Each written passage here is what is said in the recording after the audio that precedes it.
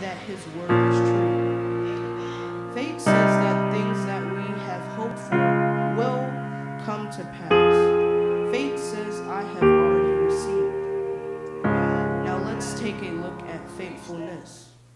Faithfulness means to be loyal, full of trust, reliable, and true.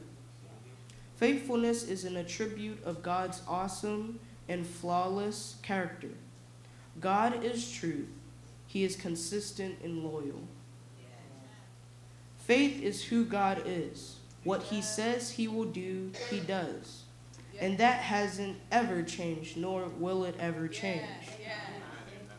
Even when we fail to be faithful to him, even when our faith doubts, he remains the same.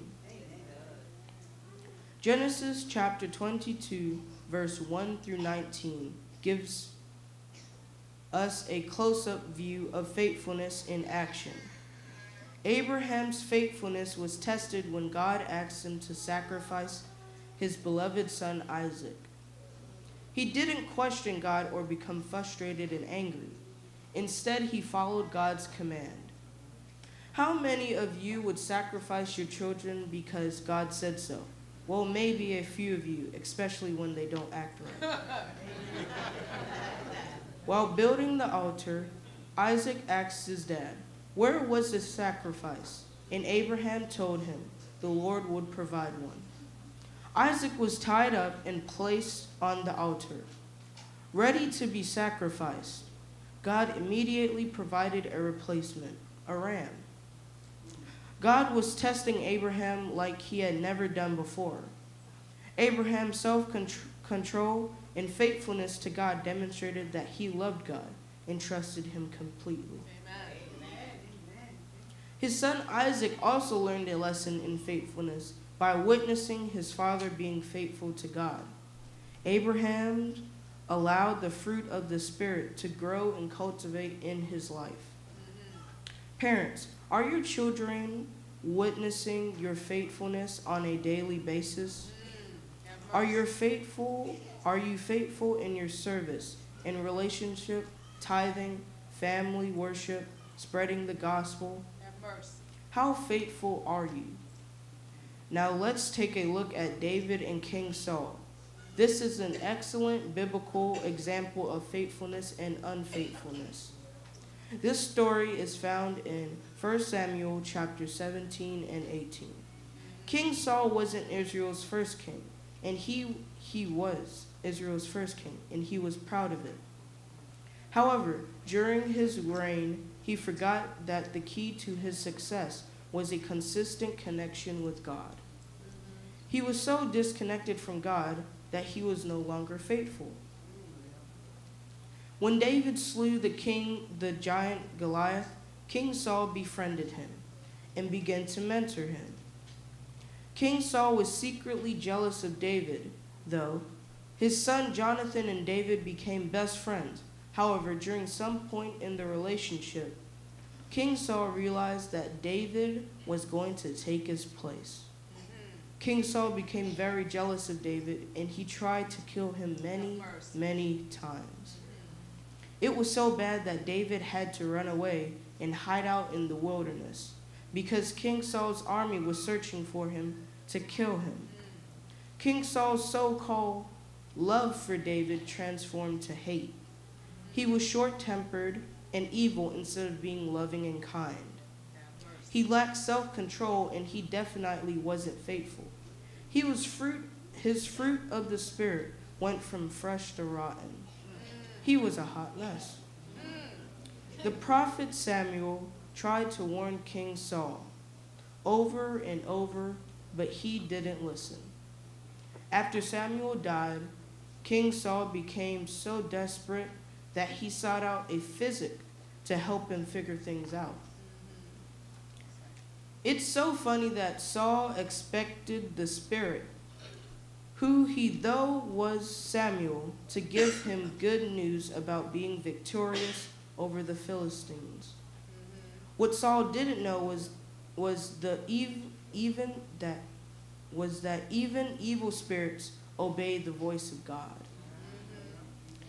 Here is what King Saul was told in Samuel chapter 28, verse 18 through 19. As you did not obey the Lord and did not execute his fierce wrath on Amalek, so the Lord has done this thing to you this day. Moreover, the Lord will also give over Israel along with you into the hands of the Philistines. Therefore, tomorrow you and your sons will be with me.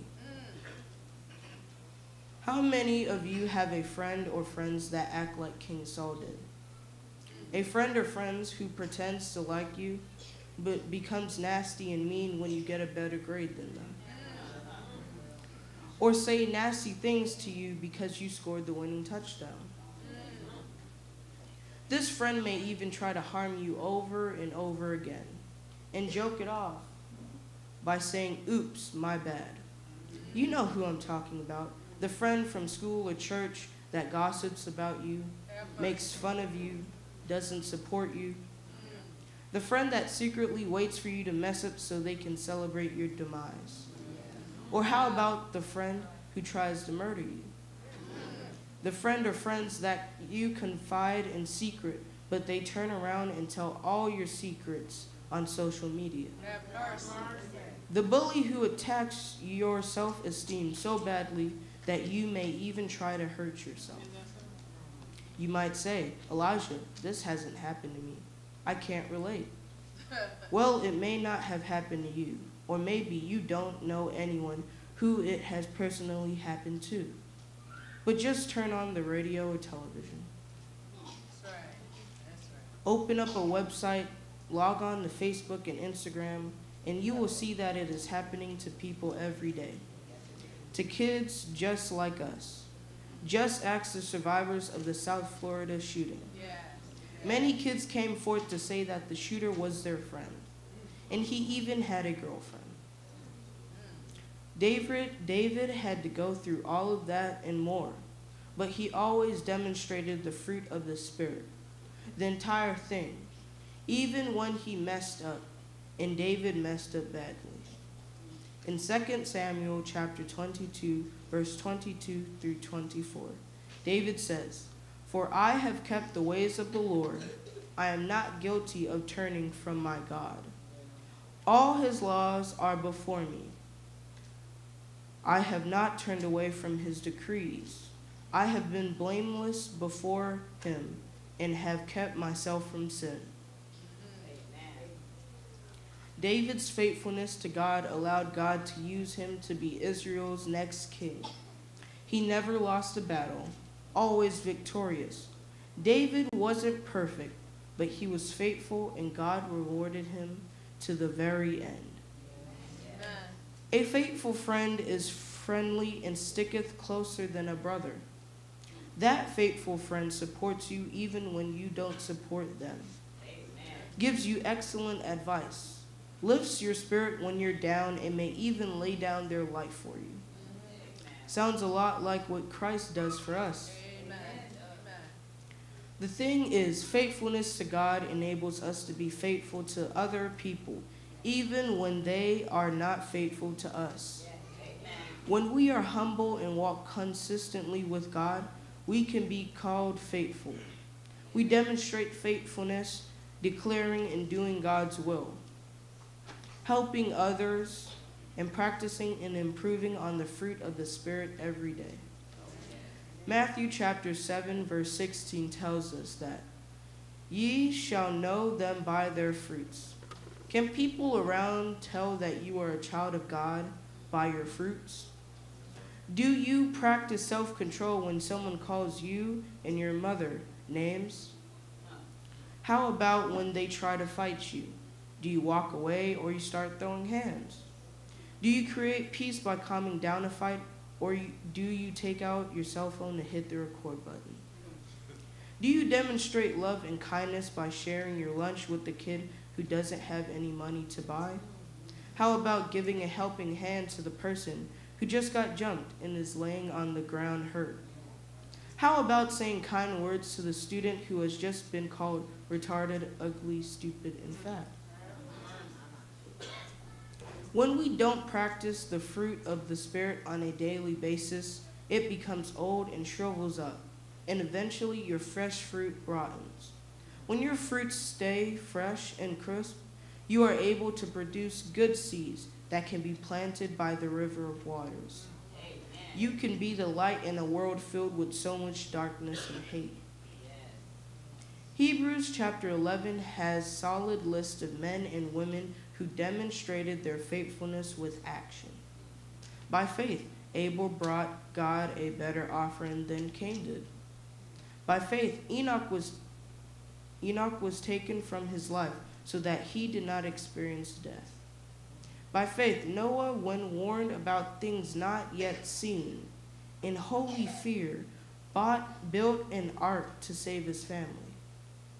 And by faith, even Sarah, who was past childbearing age, was enabled to bear children, because she considered him faithful who had made the promise. Amen. By faith, the walls of Jericho fell, after the army had marched around them for 7 days. By faith, the prostitute Rahab, because she welcomed the spies, was not killed when those who were disobedient. Hebrews 11, verse 13 tells us, all these people were still living by faith when they died. You see, everyone on this list were faithful because they were full of faith. I quote, faithfulness is necessary when God's promises seem to completely contradict what we see. Amen. When God's ways are hidden from us when evil strikes. When hardships come one right after another. That's when we need the Spirit to produce his fruit of faithfulness in us. Faith is the opponent of fear. Faith protects us from fear, and fear erodes faith. In putting on the full armor of God, faith is our shield. Amen. If our shield of faith is strong enough to put out all of the flaming arrows of the enemy, we are spiritually invulnerable. One of my grandmother's favorite chorus says, fill my cup, Lord. I lift it up, Lord. Come and quench this thirsting of my soul. Amen. Bread of heaven, feed me till I want no more.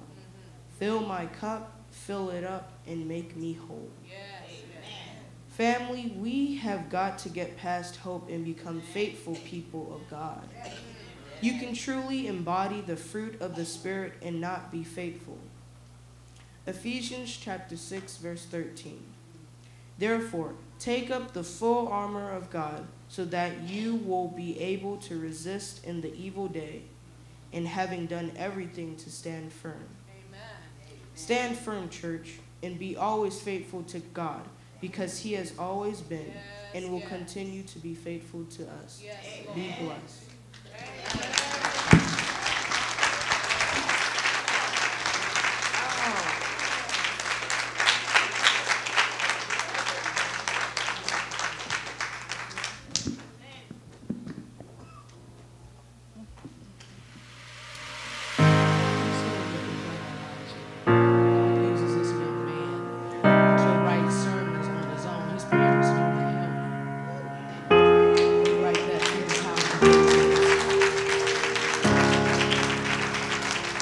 Statement.